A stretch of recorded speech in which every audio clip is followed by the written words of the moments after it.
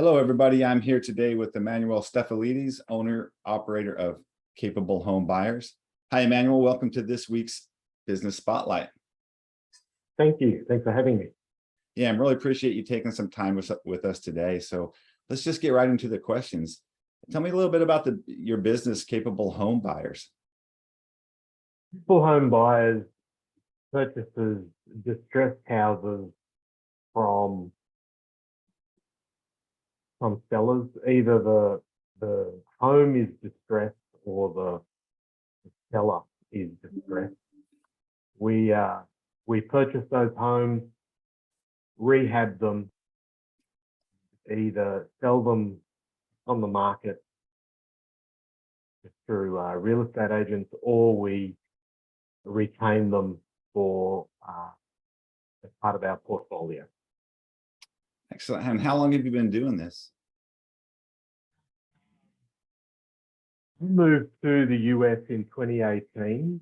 I started buying real estate in the US, well, I think back in 2011. I was buying from Australia and increasing our portfolio here in the US until we moved here in 2018, and then the end of 2018. And then 2019, we got serious. We got a mentor and started growing the business and portfolio. Originally, it was just to grow business for our retirement. My wife and I just wanted, some properties to have ongoing income. But I turned it into a business, and now I do this full time. So when we're talking about target audience or customer for your type of business, I mean, who do you serve? Who's your target audience? So I've got two target audiences. One is the sellers of homes. There's many people, if you flip houses or you know anything about it, when you've looked at real estate, the majority of people just know if they want to sell, they go to a real estate agent and put it on the market and sell it. That's what everybody does. Sometimes, and quite often, real estate agents push back and say, no, your home is not ready to be sold. You need to do A, B, C, D, E. And some of those things, or a lot of those things, cost money.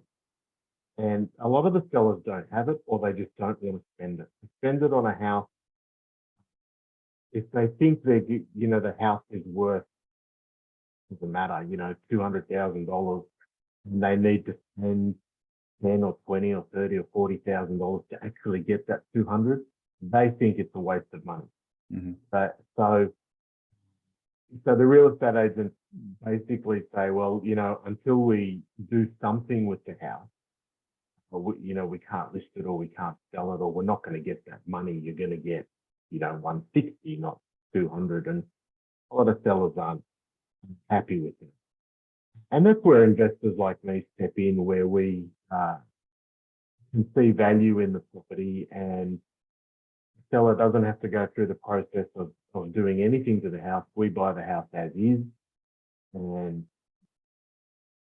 take it over, and then give them the money, straight away. So there's also the savior of putting it on the market and inspections, and people going through the house, and then the buyer potentially falling through because they haven't got the money, or the loan doesn't come through, all those sorts of things. And it takes a long time. And particularly in Hampton Roads, we've got a very large federal government employment base, and they move a lot. Every few years they're up and on the move, and sometimes they have to move very quickly.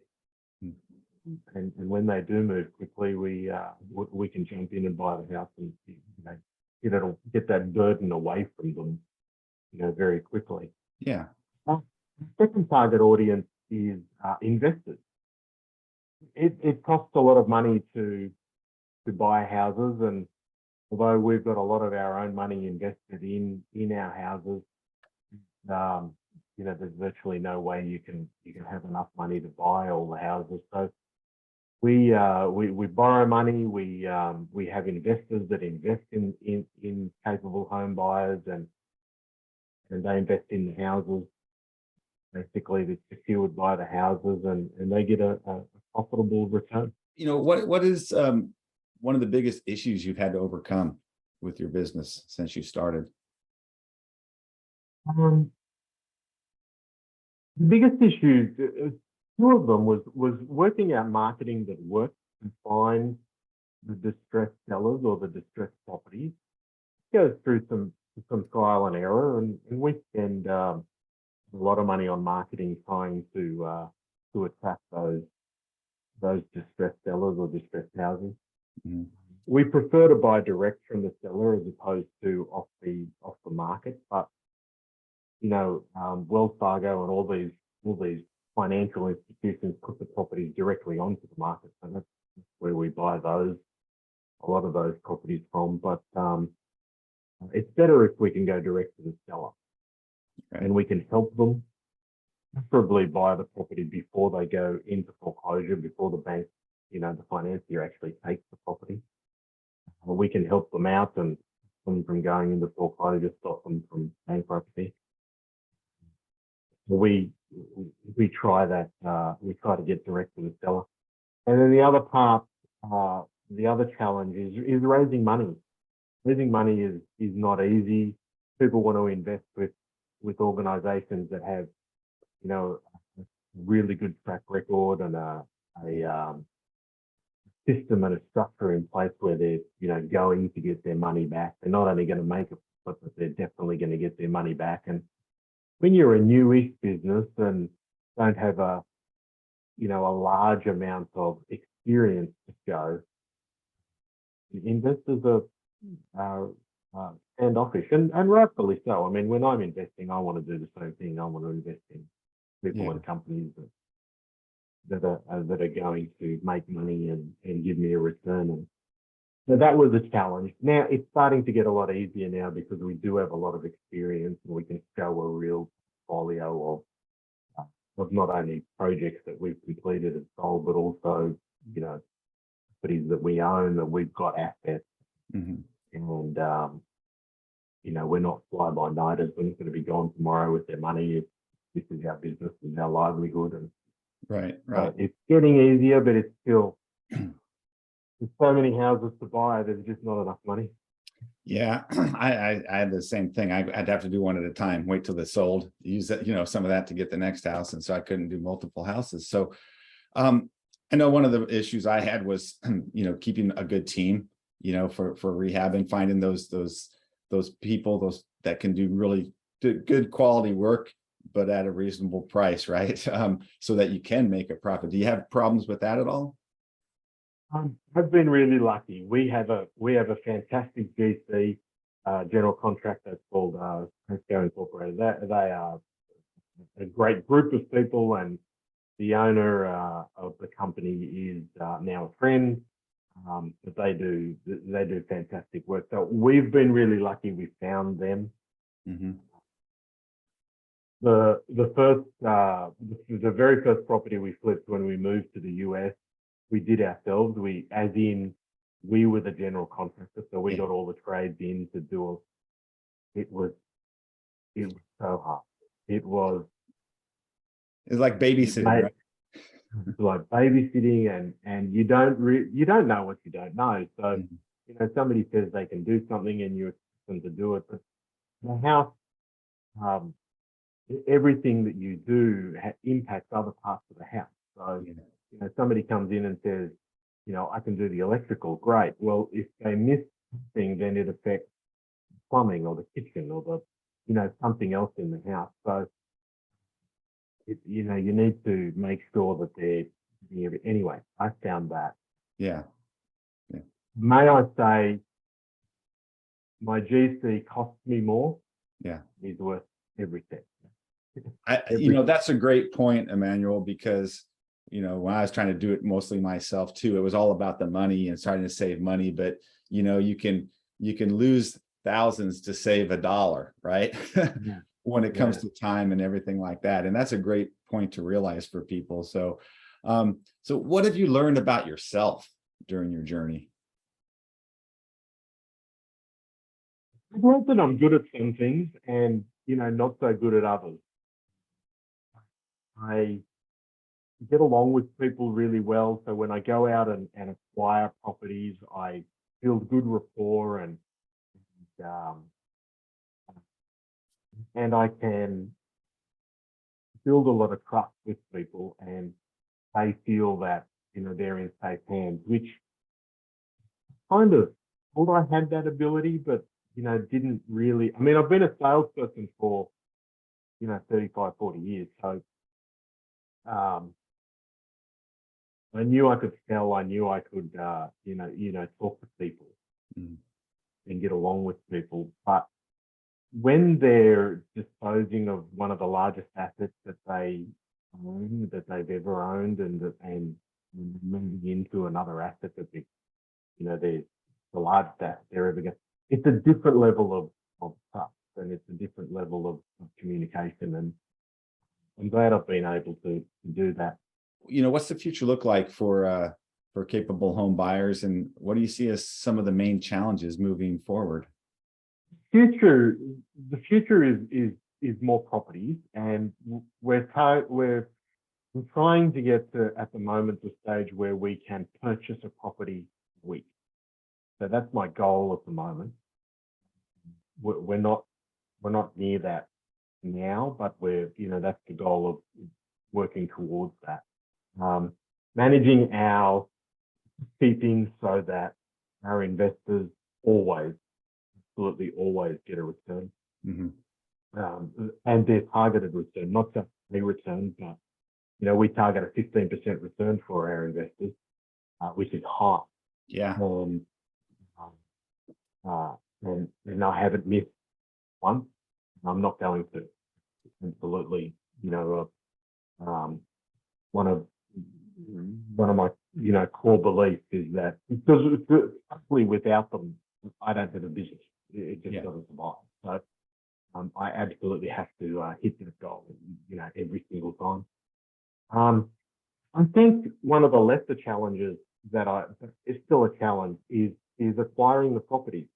We've kind of got that right now, and we know what to do, and we ramp that. We can ramp that up to acquire them. And I think that, like we said, the way the market's going, I think what we said before about opportunities, there's going to be more available inventory for us. So I think that it's less of a problem. But still, if you don't buy right, we don't make money.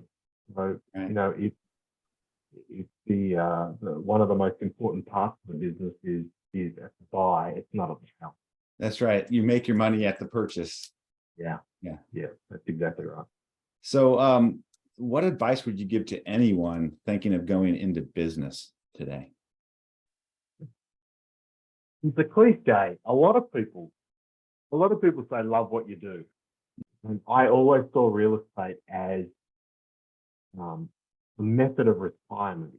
So for me, ultimately, when you boil down everything, I got into real estate for money, nothing but money. That's all I saw was it's a path to give me an ongoing income, even if it's rental income. It's a path to ongoing income, and that's all I saw it. What I discovered was it provides so many benefits that I love. I help people out of situations that they think they can't get out of. And I beautify a property, help reduce the crime rates in that area. I mean, things like that are just things I never expected to understand or believe that I could be a part of, and I thought they were trivial, but that's actually what drives me now is get up in the morning and, I love it. I love it in the sense that I'm helping people, I'm helping communities, I'm helping the area that I live in. It's really gratifying. And I think that part of the reason why we're starting to see success is that my attitude changed from I want money to, this great thing. And I love what you do. I know everybody says it. I hope I explained it in a way that kind of hits home to someone. That's perfect, Emmanuel, because wow, I mean, what you said is actually perfect. You found your purpose, your deeper why in your process. And a lot of people start business for money. And if you're chasing the money, typically you're not going to end up being successful, right? It has to be a much deeper why of why you're doing it, right? Purpose. And you found that, and that's amazing. I love that. So one last question. And your business is a little different, but any offers that you'd like to include in the newsletter or any message you'd like to put out? We offer returns that I like to think better than what they'll get out there. And the major difference is that it's secured by real estate. Mm-hmm. Which, not many people get above, 10 or 12% returns. And like I said, we're offering 15% returns. And it's fully secured. So, things go bad, you not only potentially can get your money back, but you can actually still potentially make your profit, even if things go horribly wrong. Yeah. Because there's a high level of security.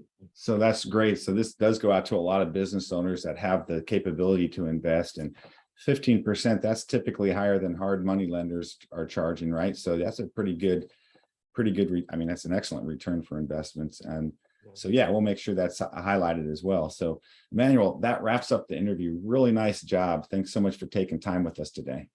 Thank you. Thank you for having me.